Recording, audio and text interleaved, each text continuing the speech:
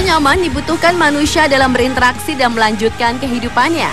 Namun Tuhan bukan hanya menciptakan manusia saja di bumi ini, tetapi ada juga hewan-hewan liar yang terkadang menimbulkan rasa tidak nyaman, takut, bahkan dapat mengancam nyawa sang manusia. Namun percaya atau tidak, ada beberapa manusia di bumi ini yang memilih hidup bersama hewan-hewan liar. Dan On The Spot telah merangkumnya dalam 7 manusia yang hidup bersama hewan liar.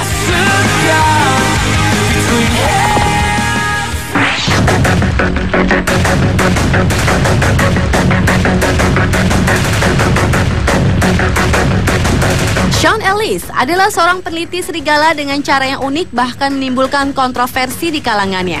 Sepanjang hidupnya, ia dedikasikan untuk mempelajari dan meneliti perilaku serigala liar dengan cara hidup di antara mereka. Menimbulkan kontroversial karena Ellis berperilaku layaknya serigala, seperti melolong, menjilat-jilat, dan menggeram. Bahkan ekstrim adalah Ellis memakan makanan yang sama dengan yang dimakan serigala, yaitu daging buruan mentah. Selain sebagai peneliti, Ellis juga seorang penulis. Beberapa buku mengenai serigala, yaitu The Wolf Talk dan Period of the Wolf, telah terbit di tahun 2006. Sekarang Ellis bertekad untuk tetap tinggal dengan serigala walau ia harus kehilangan banyak teman dan meninggalkan keempat anaknya untuk berdedikasi total, karena ia yakin dapat membuat perbedaan.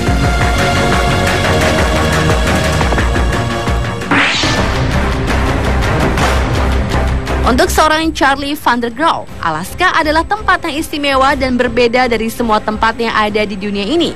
Bukan karena hutan dan sungai dari es yang mencair yang membuat Alaska berbeda, namun di sana terdapat kerajaan beruang.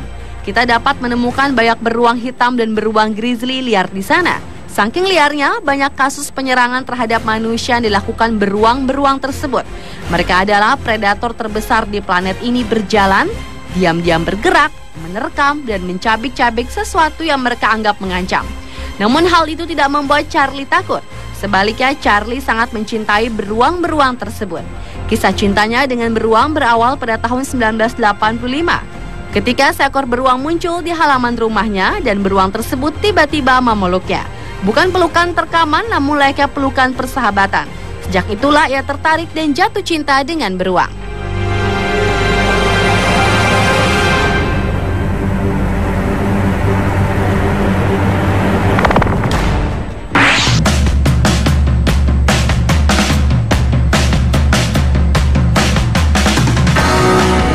Siapa yang menyangka gadis cantik lulusan sekolah sekretaris Jane Goodall membaktikan 50 tahun hidupnya untuk tinggal di hutan Tanzania, meneliti dan jatuh cinta pada simpanse.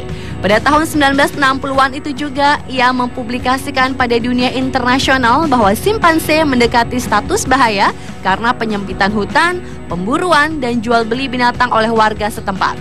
Sepanjang 50 tahun itu, ia telah hidup bersama dengan 3 generasi dari 3 keluarga-keluarga simpanse di hutan Tanzania, mengenali tiap simpanse satu persatu, memberikan mereka nama. Istimewanya, Goodall dapat memahami dan menirukan bahasa dan ekspresi wajah simpanse. Para simpanse yang hidup bersama Goodall sangat mencintainya dan menganggap Goodall adalah salah satu bagian dari keluarga mereka. 50 tahun hidup bersama, Goodall mendapati 3 fakta tentang simpanse.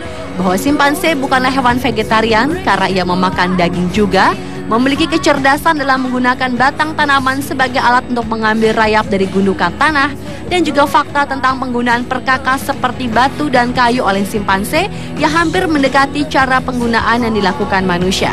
Sampai saat ini, di usia senjanya, Goodall masih aktif melakukan penelitian mengenai keluarga dekatnya ini dan aktif mengajak banyak orang untuk menjaga dan melindungi simpanse dari kejahatan yang dapat membuat simpanse mengalami kepunahan.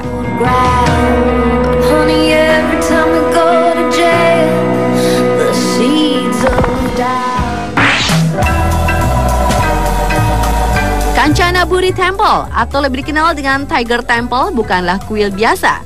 Kuil ini juga digunakan sebagai tempat konservasi bagi hampir 40 harimau.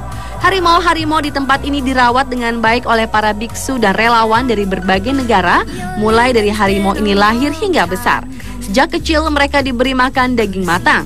Para biksu berharap dengan diberikan daging matang, harimau-harimau tersebut tidak merasakan darah. Bagi para biksu di kuil ini, harimau-harimau ini adalah keluarga mereka dari masa lampau. Karenanya harimau-harimau di sini dirawat dengan baik oleh para biksu, diberi makan, minum, diajak bermain, diberikan pijatan-pijatan khusus. Bahkan biksu-biksu di tempat ini terkadang mengajak harimau pergi menemani mereka ke pasar untuk berbelanja. Selain tempat konservasi, kuil ini juga dijadikan tempat rekreasi. Pengunjung bisa berinteraksi langsung dengan harimau yang berkeliaran di dalam kuil, berfoto, berpelukan, bahkan bermain bersama dengan bayi-bayi harimau yang lucu.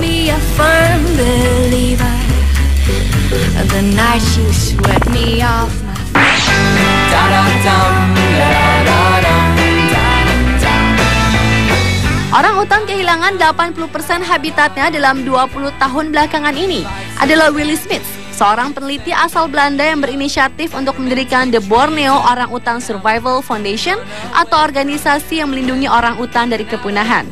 Pada saat Willy bekerja sebagai peneliti hutan di Kalimantan tahun 1989, ia menemukan adanya pasar yang menjual belikan orang-utan dan orang-utan yang sakit dibuang ke tempat sampah. Kemudian ia membawa pulang orang-utan tersebut dan merawatnya. Ini adalah titik balik di mana ia berkeinginan melakukan penyelamatan terhadap orang-utan dari bisnis jual beli. Dari usaha penyelamatan ini pula, Willy menemukan fakta lain, yaitu salah satu penyebab berkurangnya populasi orang-utan terus-menerus tiap tahunnya. Bukan saja karena bisnis jual beli, tetapi juga karena kerusakan hutan akibat penebangan liar.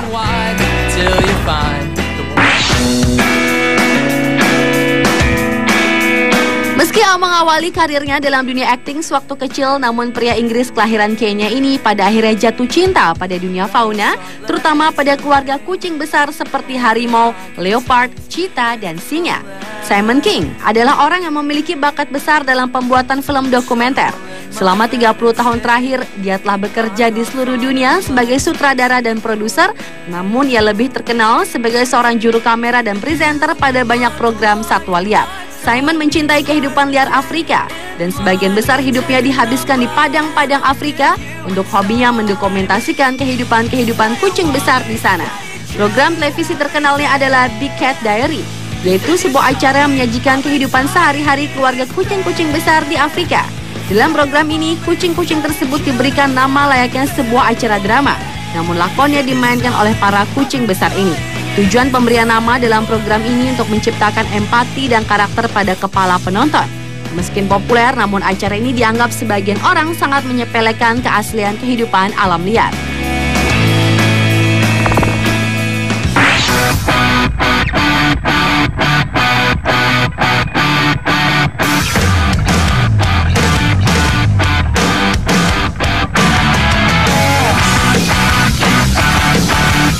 Mungkin Steve Irwin lah satu-satunya orang yang semenjak kecil hingga dewasa hidup dikelilingi banyak hewan. Bagaimana tidak? Steve Irwin, pria yang dilahirkan di Australia ini adalah anak dari pendiri kebun binatang Queensland Reptile and Fauna Park di Queensland, Australia.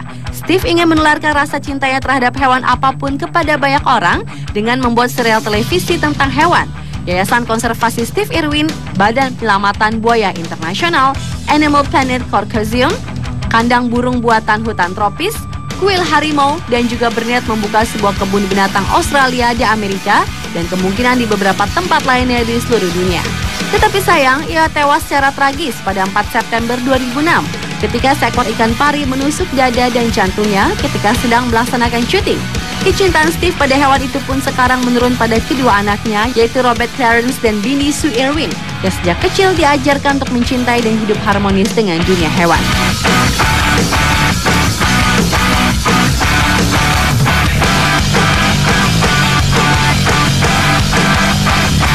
Pemirsa, itulah ketujuh manusia yang hidup bersama hewan liar versi On The Spot.